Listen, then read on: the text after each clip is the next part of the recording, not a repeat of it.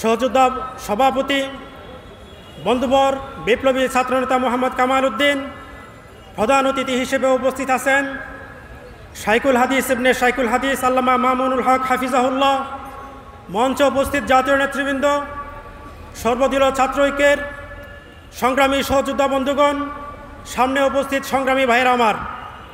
শুরুতেই July August গণবিপ্লবের শাহাদত বরণকারী সকল শহীদদের আত্মার মাগফিরাত কামনা করছি। সাথী ও বন্ধুগণ, আজকের এই সমাবেশের শুরুতেই নতুন বাংলাদেশের আপনাদেরকে আন্তরিক শুভেচ্ছা এবং মুবারকবাদ জানাচ্ছি। সাথী ও বন্ধুগণ, আমরা এক নতুন বাংলাদেশের স্বপ্ন দেখি, বৈষম্যমুক্ত একটি বাংলাদেশের স্বপ্ন দেখি, যেখানে কোনো হানাহানি মারামারি থাকবে না, কোনো দূরত্ব থাকবে না, কোনো বৈষম্য থাকবে না, পারস্পরিক সৌহার্দ্য সম্প্রীতি ভ্রাতৃত্বের বন্ধনে আমরা সবে একাতারে একসাথে বসবাস করব। এমন একটি আমরা আকাশের স্বপ্ন দেখি, এমন একটি জমিনের স্বপ্ন দেখি, এমন একটি পরিবেশের আমরা স্বপ্ন দেখি। সাথী ও বন্ধুগণ, সেই লক্ষ্যকে সামনে রেখে এদেশের আপামর ছাত্র জনতা জুলাই আগস্ট গণ অভ্যুত্থানের বিপ্লব ঘটিয়েছিল, ঠিক না ভাইয়েরা আমার? কিন্তু আমরা কি দেখতে পাচ্ছি? গতকাল ঢাকা বিশ্ববিদ্যালয়ে একজন ভাইকে নির্মমভাবে পিটিয়ে হত্যা করা হয়েছিল।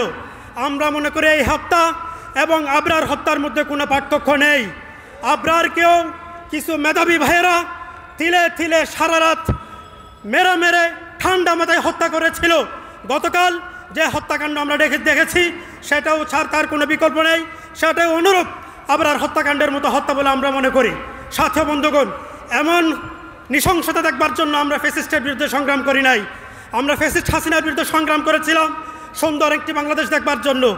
আমরা এই হত্যাকাণ্ডের তীব্র নিন্দা এবং প্রতিবাদ জানাচ্ছি এবং অনতিবিলম্বে খুনিদের চিহ্নিত করে আইনের আওতায় আনবার জন্য আমরা আহ্বান জানাচ্ছি।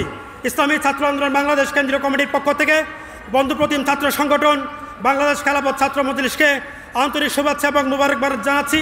সাথে সাথে আমাদের সর্বদলীয় ছাত্র ঐক্যের সকল কেন্দ্রীয় নেতৃবৃন্দের প্রতি আন্তরিক শুভেচ্ছা এবং মুবারকবাদ জানিয়ে আমার সংক্ষিপ্ত বক্তব্য এখানে শেষ করছি। আসসালামু আলাইকুম ওয়া রাহমাতুল্লাহি ওয়া বারাকাতুহু। সংগ্রামী ছাত্র জনতা, শিক্ষাকে বিউপনিবেশায়ন করে স্বাধীন শিক্ষা ব্যবস্থা প্রতিষ্ঠার দাবিতে আজকের এই শিক্ষা সমাবেশের পর্যায়ে একটি ইসলামী সঙ্গীত নিয়ে আসছেন সাইফুল্লাহ সাদি, জিয়াউর রহমান তানজিম ও আরিফ বিল্লাহ আফফান।